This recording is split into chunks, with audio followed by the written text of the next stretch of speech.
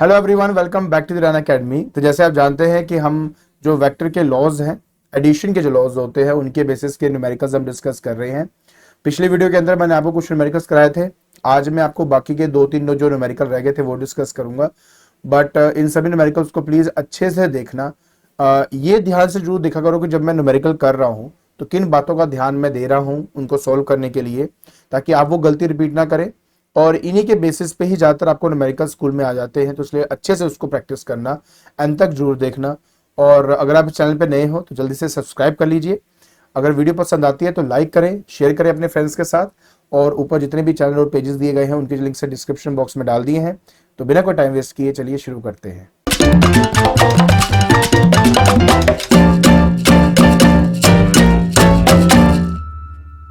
सो देखिए बेटा, अब हमने ये वाला न्यूमेरिकल सॉल्व करना है। कहते हैं कि the sum of the magnitude of two forces acting at a point is 15 newton and the magnitude of the resultant is 12 Newton.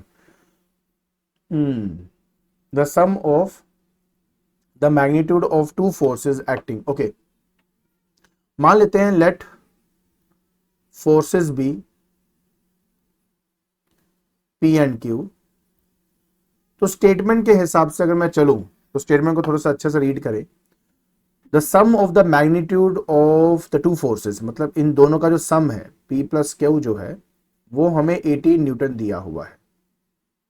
और जब इनका रिजल्टेंट मैं कैलकुलेट करता हूं, रिजल्टेंट अगर मैं कैलकुलेट करता हूं तो वो हमारा 12 न्यूटन हमें मिलता है।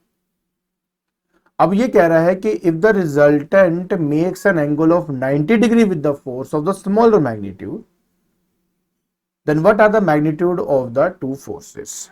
ओके, तो मैं पहले आपको समझा दूं ये हो क्या रहा है। मान लेते बेटा कि ये मेरा एंगल P है और ये मेरा Q है। आप सोचेंगे मैं ऐसा क्यों बना रहा हूं, इसका आंसर देता हूं मैं।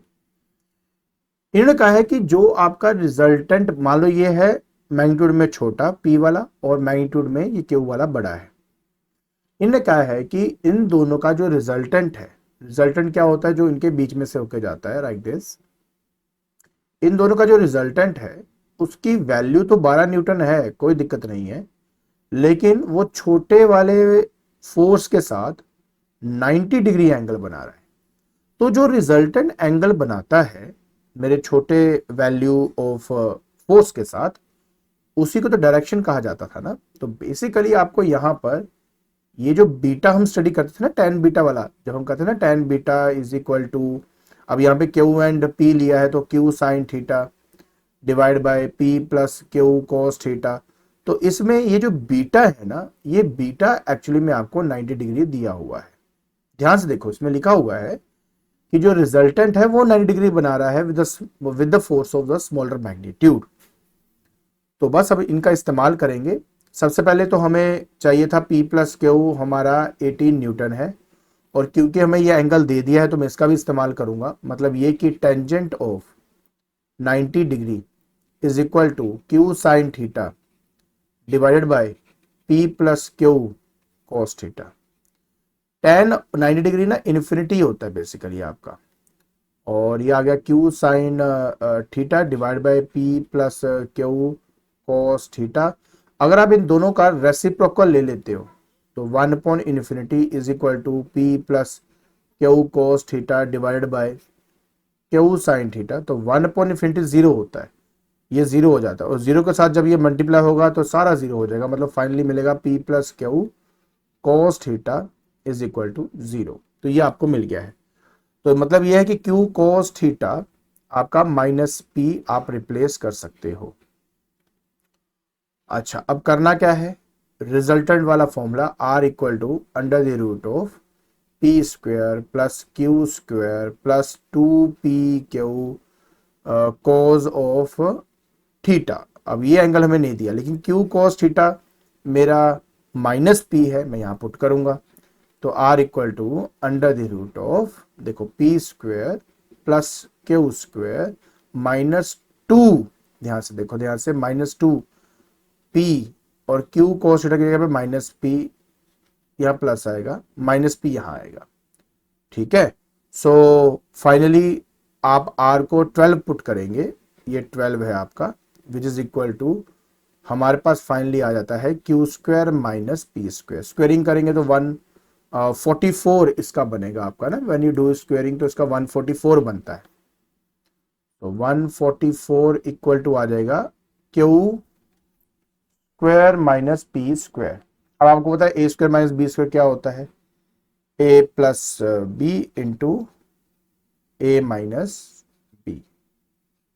ये 144 आपके पास है, बट p प्लस क्यू 18 है, तो यहाँ पे 18 into Q minus P is equal to 144 मेरे पास यहाँ पे आ जाएगा। ठीक है, तो q minus P is equal to 144 divide by 18 यहाँ पे किया जाएगा। बस जैसे आप इसको सॉल्व करते हो तो आपका आंसर आपको 8 मिल जाता है। ठीक है, अब थोड़ा ध्यान से समझें, मैं आपके लिए यहां से इसको इरेज कर देता हूं ताकि आपको समझ में आए कि हम कर क्या रहे हैं। देखिए ध्यान से, तो अब मुझे मिल चुका है कि q प्लस पी जो है वो मेरा 18 है, q माइनस पी जो है वो मेरा 8 है। दोनों को ऐड कर देंगे तो मेरे पास 2q इज इक्वल टू 26 मेरे को यहाँ मिलेगा। तो q जो है यहाँ पे 13 न्यूटन मुझे मिल जाएगा फाइनली। इस q की वैल्यू को किसी में भी पुट कर दीजिए, मान ली मैं इसी वाले में 8 वाले में पुट कर देता हूं, तो मेरे पास जो p है वो मुझे 5 न्यूटन मेरे को मिल जाएगा। तो बस इस तरीके से आपने ये वाला न्यूमेरिकल सॉल्व करना था।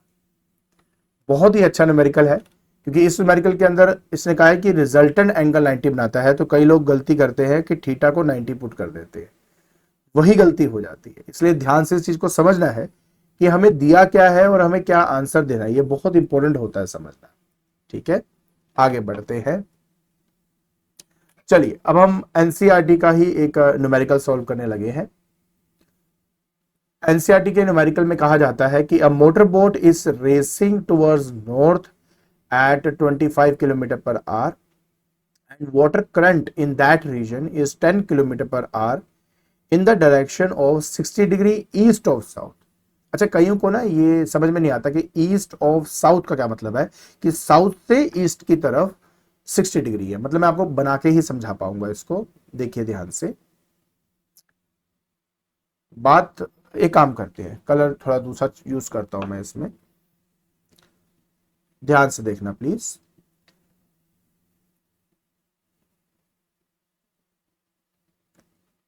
बात सिर्फ ये है कि ये जो पार्ट है ये हमारा होता है ईस्ट, ये वेस्ट, ये नॉर्थ और ये साउथ है।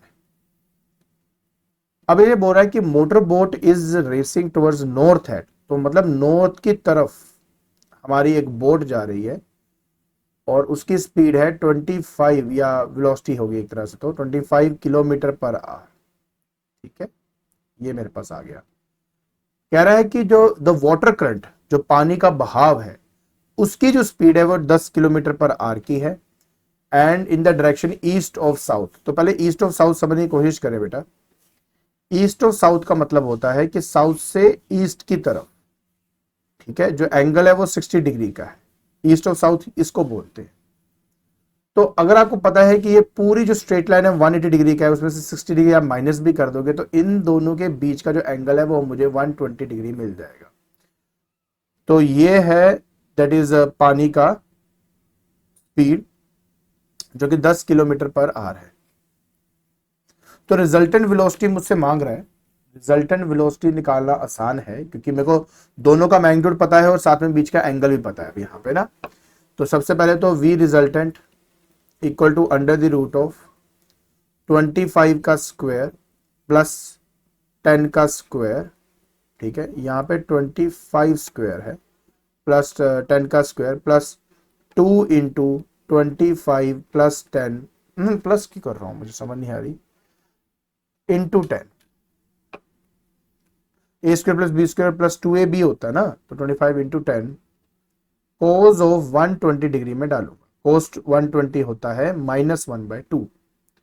तो अब इस वाले को बस हमने सॉल्व करना है। ठीक है, मतलब दैट वुड बी, ध्यान से देखो, यहां आएगा 625 प्लस 100 प्लस ये हो गया 500 इंटू -1/2 आपको मिलता है। cos 120 -1/2 होती है ना। बस इसको सॉल्व किया हमने तो 21.8 किलोमीटर पर आवर आपको आराम से आपका आंसर मिल जाता है। बट इसकी डायरेक्शन क्या है, मतलब ये देखो कि बोट जो है वो जाना चाहता है नॉर्थ, पानी का बहाव ऐसे है, तो अल्टीमेटली बोट नॉर्थ तो नहीं जाएगी, वो किस डायरेक्शन में जाएगी, वो है इन दोनों के बीच में कहीं जाएगी। बट उसको फाइंड करने के लिए मुझे क्या करना पड़ेगा, पहली बात तो मुझे ये बीटा जो एंगल है ये फाइंड करना है इन दोनों के बीच का, ठीक है। लेकिन जो बीटा एंगल है वो ईस्ट के साथ तो नहीं देख पाऊंगा, ईस्ट के साथ ही, तो मैं एक काम करता हूं, let me do one thing, आपको नया तरीका सिखाते हैं।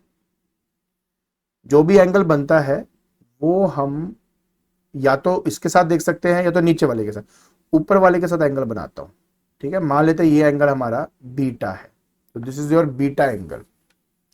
अब क्योंकि बीटा एंगल मैंने 25 वाले के साथ बनाया है तो इसको मैं ए मानूंगा और इसको बी मानूंगा 10 वाले को, ठीक है ना। सो मेरे कहने का मतलब क्या है कि जब मैं यहां पर आपका tan बीटा करूंगा तो tan बीटा क्या होता है हमेशा b sin theta divide bye a plus b cos theta, ये होता है ना। तो याद रखे बेटा b वो होता है जिसके साथ एंगल बीटा नहीं बनता, तो मैंने इसके साथ नहीं बनाया ना, तो ऊपर आएगा 10, सीधी सी बात ये है 10 sine of 120 degree divided by 25 plus cos of 120 degree. तो अब हमें पता है कि साइन 120, बेटा देखो मैथमेटिकल टूल्स में सारी बातें सिखाई हूँ कि 120 सॉल्व कैसे करते हैं। तो साइन 120 और साइन 60 एक ही चीज होती है, तो आप इसको यहां कर सकते हो, और 25 माइनस कोस ऑफ 60 डिग्री आपके पास यहाँ पे आता है। तो हमने सॉल्व किया है, ये √3/4 एक्चुअली मेरे को यहाँ मिलता है, और डेसिबल में देखूंगा तो 0.433 मेरे को मिलेगा। तो आप लोग क्या करेंगे खासतौर पे सीबीएसई वाले कि आप लिखेंगे tan बीटा, नहीं tan बीटा तो लिखा हुआ है, आप करेंगे बीटा इज इक्वल टू, ये जो बीटा आपका आया है इक्वल टू tan इनवर्स √3/4 करके छोड़ सकते हो, या tan इनवर्स 0.433 कर सकते हो। लेकिन अगर आप कैलकुलेटर यूज कर रहे हो आईएससी वालों तो सॉल्व करना 23.4 डिग्री आपका आंसर आपको मिल जाएगा, ठीक है। तो देखिए इसका मतलब ये हुआ कि एक्चुअली में बोर्ड जो है वो 23.4 डिग्री बनाते हुए इधर की तरफ जा रहा है, कोशिश वो सामने ही कर रहा है, पानी का बहाव ऐसे है तो वो एक्चुअली इस तरह से ऊपर की तरफ जा रहा है, मतलब वो प्रॉपर्ली नॉर्थ नहीं जा पा रहा है आपका। सो ये होता है मतलब रिजल्टेंट फोर्स का, दोनों का इंपैक्ट कैसे बोर्ड पे पड़ रहा है, नॉर्थ नहीं वो जा पा रहा, कोई पानी का बहाव किसी और तरफ को है। तो ऐसे क्वेश्चन बड़े अच्छे क्वेश्चन होते हैं, इनको समझना बहुत ही इंपॉर्टेंट होता है, तभी जाकर अच्छी क्लैरिटी होती कि हमें क्या करना है, ठीक है ना। चलिए अब मैं आपको आपके इसके आखिरी न्यूमेरिकल जो कि फिर से एनसीईआरटी का ही क्वेश्चन है वो करवा देता हूं। कहते हैं on a certain day the rain was falling vertically with the speed of 35 metre per second, a wind started blowing after some time with the speed of 12 metre per second in east to west direction, east to west direction की तरफ आपका आता है। कहते हैं in which direction should a boy waiting at a bus stop hold his umbrella.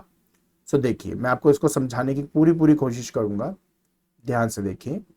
सबसे पहले ये आपका नॉर्थ हो गया, ये आपका साउथ है, ये ईस्ट है और ये आपकी वेस्ट है। सबसे पहली बात, जो बारिश है वर्टिकली डाउनवर्ड है, तो मतलब बारिश जो है ऑब्वियस है ना नीचे की तरफ यहीं पे एक्ट करेगा, और ये हमें 35 मीटर पर सेकेंड दिया है, तो ये क्या है वेलोसिटी ऑफ रेन है ये आपका। इसके अलावा जो हवा चल रही है, हवा चल रही है ईस्ट टू वेस्ट की तरफ, मतलब इस डायरेक्शन में आपकी हवा है, तो वेलोसिटी ऑफ विंड जो है वो आपकी 12 मीटर पर सेकेंड है। देखिए जब हम अम्ब्रेला रखते हैं तो अपने वर्टिकल के साथ एक एंगल बना सकते हैं हम अपना, जैसे मान लो अगर मैंने यहाँ अम्ब्रेला पकड़ा है तो मैं इसको वर्टिकली रखूंगा, ठीक है, अपने बारिश से बचने के लिए। बट मेरे को पहले ये देखना पड़ेगा कि एक्चुअलिटी में जो बारिश है ना, हवा चलने की वजह से वो किस डायरेक्शन में गिर रही है। मतलब मुझे इन दोनों का रिजल्टेंट देखना पड़ेगा। और ये बात तो बिल्कुल श्योर है कि रिजल्टेंट जो होगा इन दोनों के बीच में यहां कहीं पे होगा आपका। ठीक है, ये मैं पता कर लेता हूं क्या है।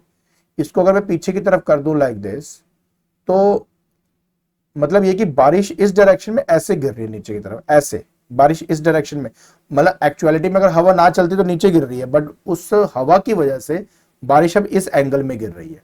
तो अगर इनिशियली मेरे पास जो अम्ब्रेला था अगर ऐसे रखा हुआ था सपोज मैंने, तो बारिश की वजह से अब वही अम्ब्रेला, ठीक है ना, अब मैं ऐसे रखूंगा, सिंपल सी बात है। ठीक है, ताकि बारिश से मैं बच सकूं। तो ये जो एंगल है आपका, ठीक है, वर्टिकल के साथ, ये मुझे फाइंड करना, और ये मेरा बीटा एंगल है। वर्टिकल ऑपोजिट देखूंगा तो बीटा मेरा ये एंगल बन जाएगा। ठीक है ना, बहुत आसान है, आराम से कर लेंगे। देखो सबसे पहले मेरे पास दो वेक्टर्स हैं, एक है ये और एक है ये, और इनके बीच में टोटल एंगल कितना है, 90 डिग्री का है। तो चलिए शुरू करते हैं यार। ओके, तो रिजल्टेंट वेलोसिटी है ना, रिजल्टेंट सॉल्यूशन की बात हम कर रहे थे कि रिजल्टेंट वेलोसिटी कितनी है, पहले तो ये पता करते हैं। वैसे तो मेरे को रिजल्टेंट वेलोसिटी कैलकुलेट करने को तो बोला नहीं, डायरेक्शन ही बोला, तो मैं डायरेक्ट डायरेक्शन भी निकाल के अपना काम खत्म कर सकता हूं। बट चलो देखते हैं रिजल्टेंट वेलोसिटी क्या है। तो velocity resultant will be under the root of V R square plus V W square plus V R two V R V W.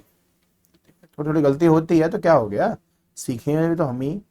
To V R V W cos of, क्या angle है दोनों के बीच में, 90 degree, तो कोज 90 होता है 0, तो ये खत्म ही हो गया। तो वी आर स्क्वायर मतलब 35 का स्क्वायर प्लस 12 का स्क्वायर। ठीक है, आप इसको सोल्व कर लीजिए, मैं कर चुका हूं। तो 37 मीटर पर सेकंड हमें वो मिल जाता है। ठीक है, तो ये तो हो गया, यहां पे मेरा आंसर आ गया। अब मुझे डायरेक्शन पता करनी थी। तो बीटा एंगल जो है वो मेरे वी आर के साथ है ना। तो देखिए tan बीटा, क्योंकि वी आर के साथ है इसलिए ऊपर में वी डब्ल्यू लूंगा। तो V W sine of angle क्या दोनों के बीच का 90 degree divided by V R plus V W cos of 90 degree. अब कोज 90 तो 0 होता है, खत्म हो गया, और साइन 90 1 होता है। तो मतलब V W by V R मुझे मिला, वी डब्ल्यू है मेरा 12, वी आर मेरा है 35। ठीक है, तो बीटा आ जाएगा मेरा tan इनवर्स ऑफ 12 बाय 35। ठीक है, और यहां तक छोड़ सकते हो बिल्कुल, ये वैसे आपका आंसर आ गया। बट अगर ज्यादा ही आपने कॉम्प्लिकेट मतलब जब इसको सॉल्व करना है तो बीटा कैन ऑल्सो भी रिटन एज tan इनवर्स, अगर डेसिमल में लिखना है तो 0.343 आएगा। और अगर कैलकुलेटर ISC वालों, अगर कैलकुलेटर है तो आपने इसको सॉल्व करना है, तो आपके पास अप्रोक्सीमेटली 90 डिग्री आपका आंसर आ जाता है। अप्रोक्सीमेटली 90 डिग्री आएगा। इसका मतलब यह हो कि आप जो अम्ब्रेला है अपने वर्टिकल के साथ एक 90 डिग्री बना के रखोगे तो आपको बारिश डायरेक्टली आप पर नहीं गिरेगी। तो ये इसका मतलब होता है। आई होप आप अच्छी तरह समझ गए होंगे कि हमें इन न्यूमेरिकल्स को कैसे सॉल्व करना है, कैसे इन लॉज को अप्लाई करना है अपने प्रैक्टिकल लाइफ के अंदर भी। आप भी जानते हो कि जब बारिश विंड के साथ मिलती है तो एक एंगल पे आके गिरती है, और अगर मुझे बचना है उस बारिश से तो किस एंगल पे मैं अपने अम्ब्रेला को रखूंगा ताकि मैं भीगू ना, बच जाऊं उस बारिश से। तो ये सब प्रैक्टिकलिटीज जो है ये फिजिक्स हमें सिखाती है इस चीज के बारे में। तो अगर आप बेसिक्स को अच्छी तरह समझते हो तो हर एक न्यूमेरिकल या हर एक कॉन्सेप्ट को आप अपने रियल लाइफ के अंदर अप्लाई कर सकते हो। तो आई होप आपको ये सब समझ में आ गया होगा। ठीक है, तो आज के लेक्चर के अंदर हमने स्टडी किया है वेक्टर लॉस के बाकी कुछ न्यूमेरिकल्स को। हमने जाना कि कैसे उनको अप्लाई किया जा सकता है अपने रियल लाइफ सिनेरियो के अंदर। और अगर आपको ये वीडियो पसंद आती है तो please like it, share it and subscribe it. आज के लिए बस इतना ही। Thank you so much.